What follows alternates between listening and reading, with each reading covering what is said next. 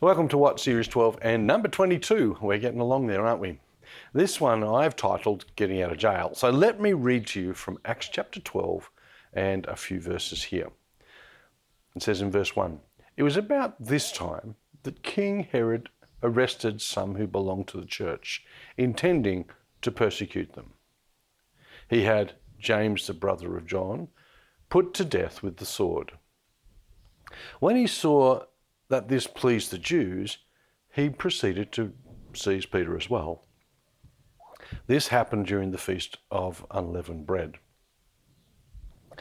After arresting him, he put him in prison, handing him over to be guarded by 4 squads of 4 soldiers each. Herod intended to bring him out for public trial after the Passover. So Peter was kept in prison, but the church was earnestly praying to God for him.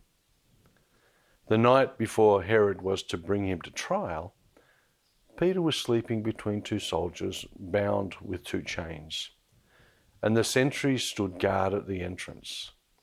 Suddenly, an angel of the Lord appeared, and the light shone in the cell. He struck Peter on the side and woke him up. "Quick, get up," he said, and the chains fell off Peter's wrists. Then the angel said to him, "Put on your clothes and sandals." And Peter did so. "Wrap your cloak around you and follow me," the angel told him. Peter followed him out of the prison, but he had no idea what the angel was doing. He thought he was seeing a vision. They passed the first and the second guards and came to the iron gate leading to the city. It opened for them by itself, and they went through it. When they had walked the length of one street, suddenly the angel left him. Wow. The story goes on. Then Peter came to himself and said, "Now I know without a doubt that the Lord sent his angel and rescued me from Herod's clutches and from everything the Jewish people were anticipating."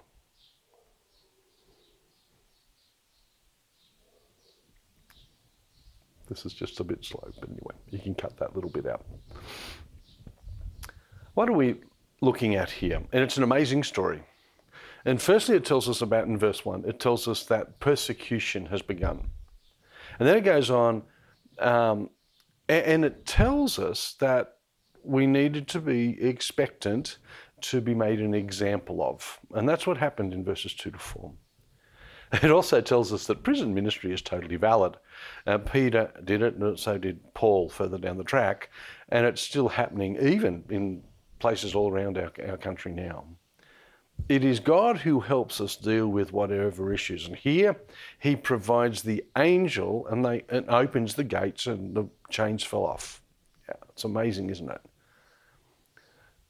The hard thing is about the miracle stuff, but we need not to doubt because there's a miracle in the story.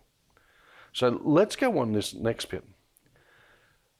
When this had dawned on him, he went to the house of Mary, the mother of John, also called Mark, where many people had gathered and were praying.